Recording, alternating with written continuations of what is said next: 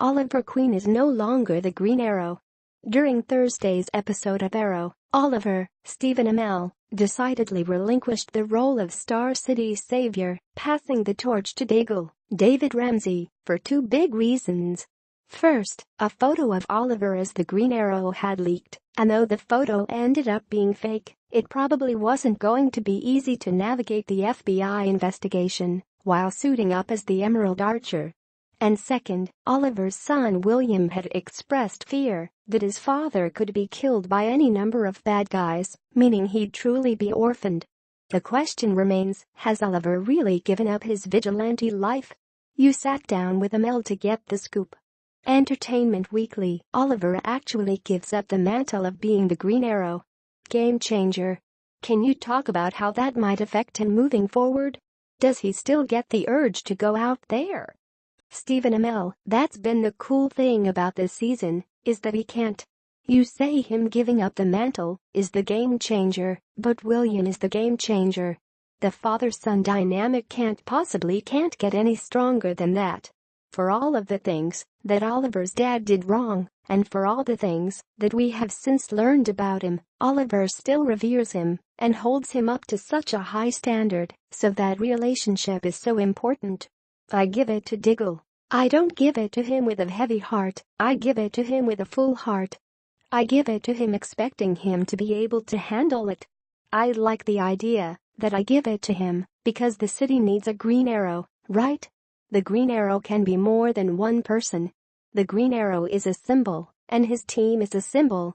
The fact that we are pushing Star City in the right direction is something that is important to me, because I don't want the city to get destroyed every year, because then what's the point of what we're doing?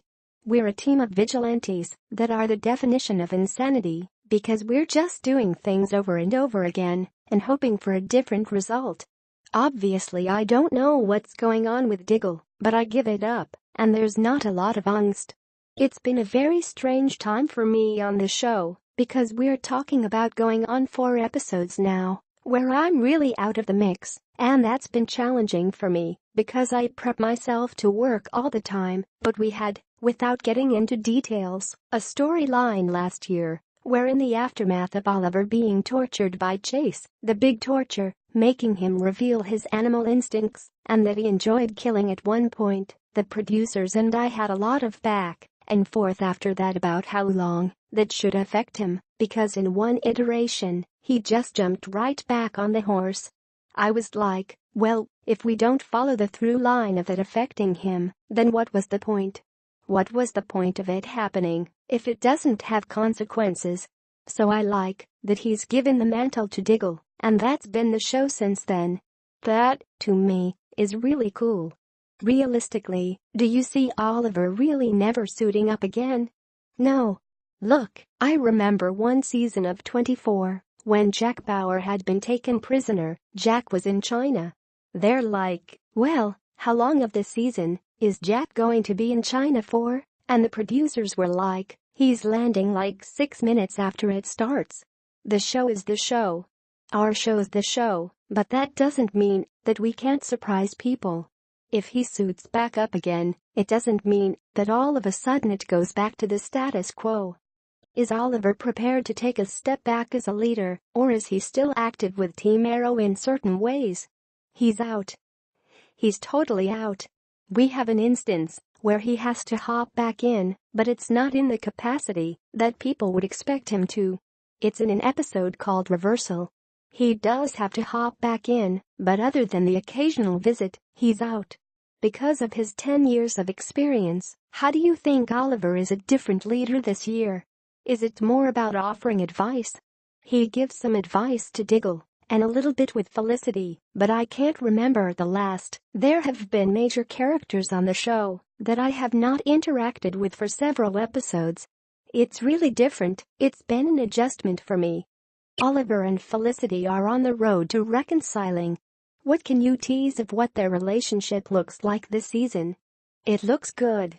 We had a nice moment between them in the premiere that set the table. They pushed the pause button because Oliver's relationship with William was more important, and the immediate aftermath of Samantha's death was obviously very traumatic for him, so it's Oliver's responsibility to make sure that William getting comfortable with Oliver was the most important thing. But there are flickers.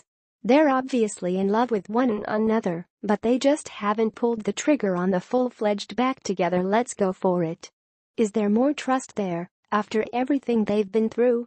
They have so much history together that it's just a matter of when's the right time. There's a dynamic that cannot be ignored with William. Oliver loves Felicity, and I think he hopes she loves him, in a way, that they will always be there for each other. It's been 5 months since Lianu, so if it takes another 5 months, or another 5 years, then hopefully they'll still feel the same way.